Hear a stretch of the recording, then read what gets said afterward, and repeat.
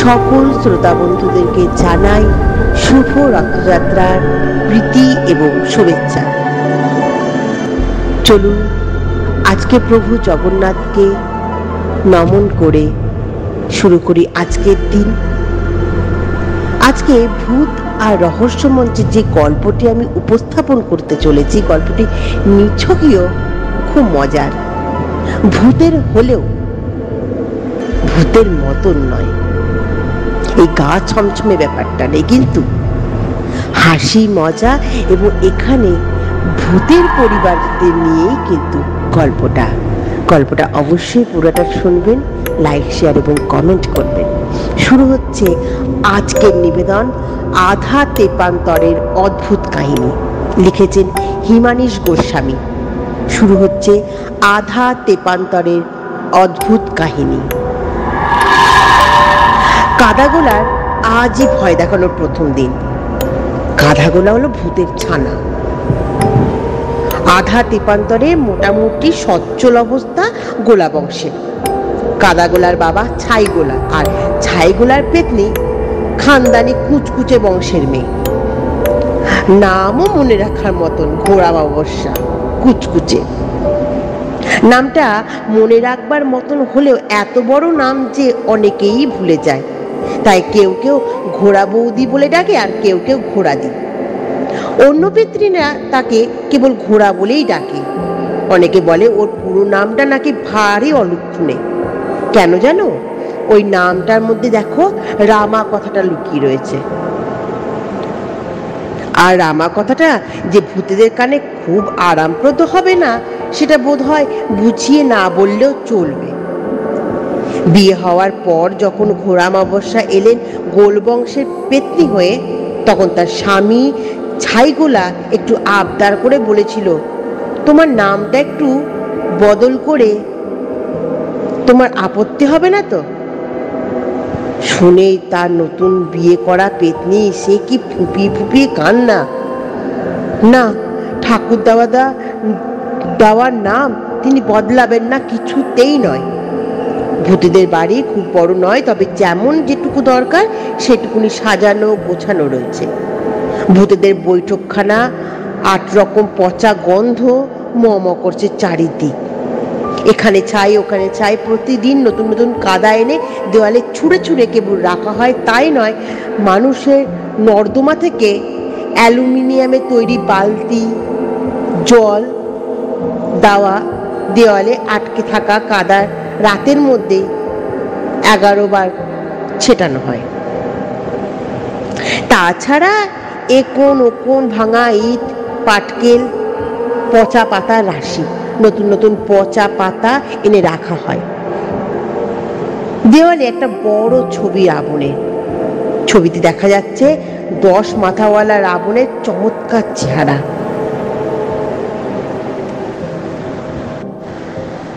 রোজ এই ছবির সামনে দাঁড়িয়ে ছাইগোলা একটু জপ করেন।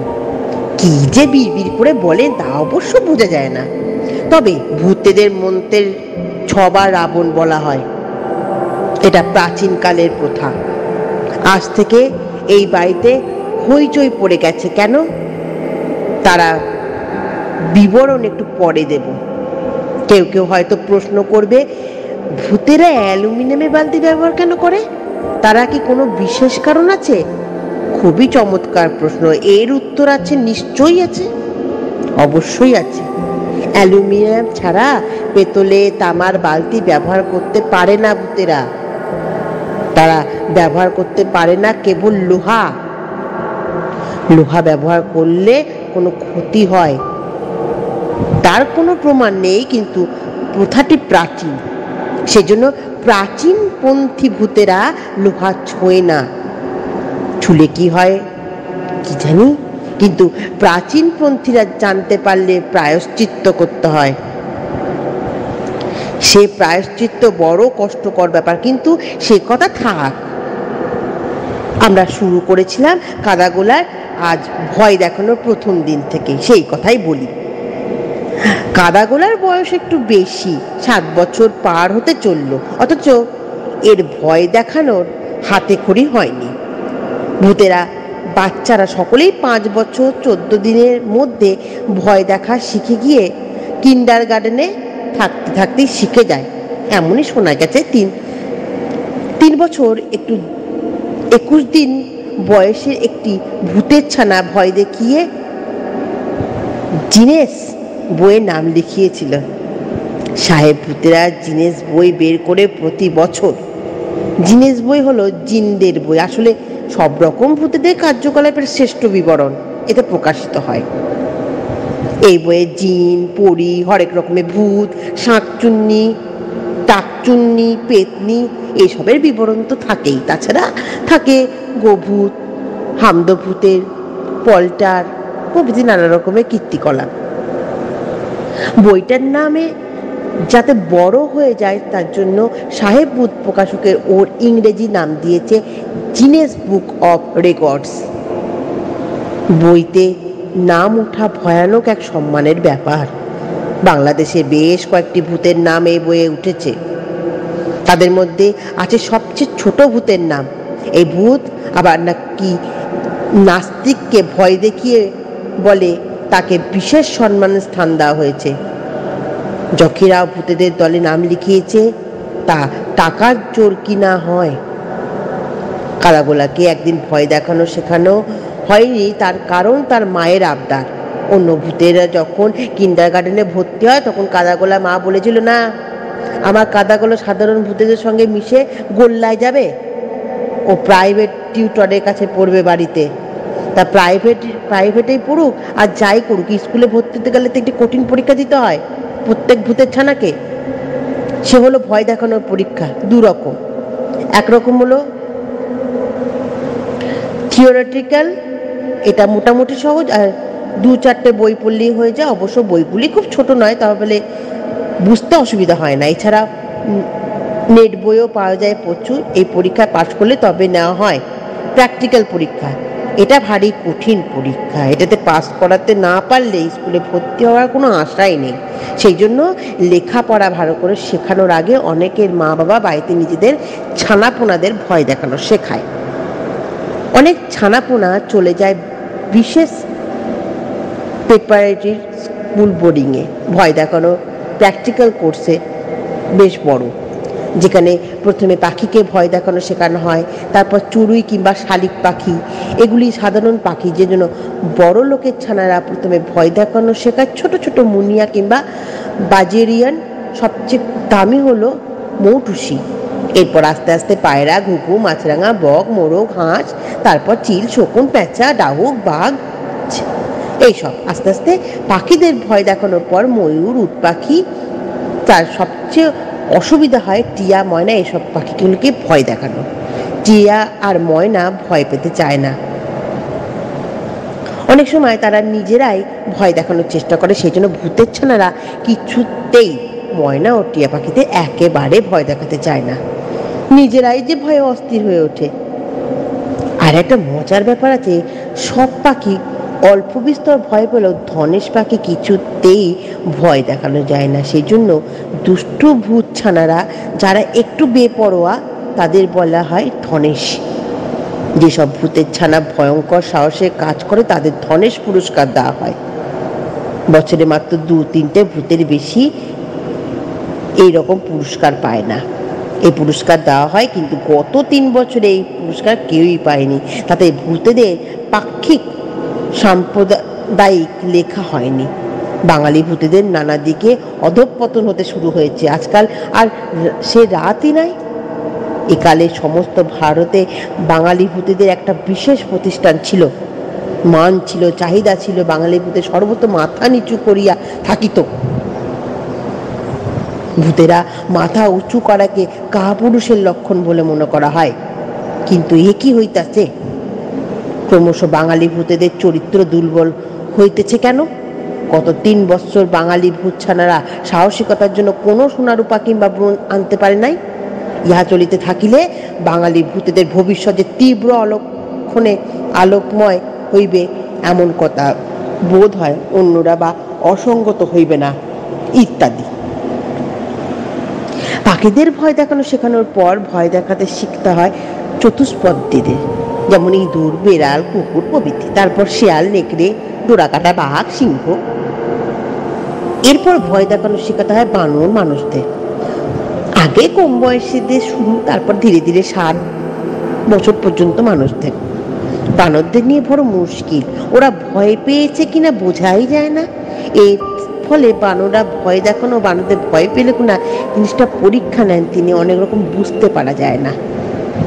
পেলে হয় মাস্ক বেশি দেন, বানর ভয় পেল, কিংবা কম দেন, এই মনে করে বানররা ভয় পায়নি। এই জন্য প্র্যাকটিক্যাল পরীক্ষা বানরদের ভয় দেখানো, এরকম প্রশ্নগুলি দেখলে খুব সাহসী ভূতেরাও ভয় পেয়ে যায়। এর ফলে ফেলও করে অনেকজন। বিদিকিচ্ছিরি ব্যাপার। আগেই বলেছি, কাদাগোলা আজ ভয় দেখানোর দিন, পরীক্ষা। এতদিন তাকে পুতপুত করে রেখে তার বুক দূর দূর করছে, ইচ্ছে হয় না সে কাউকে ভয় দেখাক। তার মা তাকে কয়েক সপ্তাহ ধরে দুজন দুর্ধর্ষ ভূত টিউটর হিসাবে নিয়োগ করেছিল, যারা ভয় দেখানো শেখানোর 3বার রাষ্ট্রীয় পুরস্কার পেয়েছেন। অন্যজন পেয়েছেন বিশ্বভূত পুরস্কার। এই ভূতেদের চেহারা এমন যে ভূতের ছানারা তাদের দেখলে গো গো করে অজ্ঞান হয়ে যায় আর কি। তাদের দৈনিক 14 কেজি করে কাঁচা হেরিং মাছ, 10 কেজি পদ্মার ইলিশ আর 13 কেজি পান্তা ভাত দিতে হয়। নানা রকম ভয় দেখানো শেখানো কাদাগোলা কিন্তু আত্মবিশ্বাস কিছুতেই আসে না। মুশকিল হচ্ছে এই যে একবার পরীক্ষার অঞ্চলে ঢুকে গেলে আর তার সঙ্গে আত্মীয় স্বজন, টিউটার বা অন্য কেউ থাকতে পারবে না। আগে থেকে সে কোশ্চেন আউট হবে তারও জো নেই। অ্যালুমিনিয়ামের পাতে যে মানুষকে ভয় দেখানো হবে তার নাম ও ঠিকানা লেখা আছে। এই সময় যতজন পরীক্ষা দেবে প্রত্যেকজনকে একটি করে মানুষ স্থির করতে হবে। মানুষদের নাম ও ঠিকানা লিখে একটা পরিষ্কার জলের পুকুরে ফেলে হয়। তারপর ভূতেরা যা পরীক্ষা দেবে তার এই বিচ্ছিরি পরিষ্কার জল জয় রাবণ বলে ছাপিয়ে পড়লে প্রত্যেকের একটা করে চাকতি তুলে আনে। সেই চাকতিতে যে মানুষের নাম লেখা থাকবে ওই ভূতকে তারপরে 21 ঘন্টার মধ্যে ভয় দেখাতে হবে, নইলেই ফেল। সবাই চায় যে মানুষের নাম অ্যালুমিনিয়ামের চাকতিতে লেখা থাকবে, সেজন্য একটু ভীরু প্রকৃতির হয়। বয়স যেন কম আর বাড়িটা যেন খুব দূরে না হয়, ঠিকানাটা যাতে সহজেই খুঁজে পাওয়া যায়। তাছাড়া যে ভূত পরীক্ষা নেবার তার প্রকৃত একটু নরমই হয়। পরীক্ষার্থীদের দিন আজ। সন্ধ্যা থেকে তোড়জোড় চলছে ছোট ছোট ভূতেদের বাড়িতে। কাউকে ভালো করে ধুলে গড়াগড়ি দেওয়ানো হচ্ছে, কারো কপালে লাগিয়ে দেওয়া হচ্ছে নোংরা টিপ। বাড়ি থেকে বেরোনোর সময় বাড়ির লোকেরা সব রাবণ রাবণ বলে আশীর্বাদ করছে। যারা নাস্তিক ভূত তারা পর্যন্ত মনে মনে রাবণ রাবণ বলছে।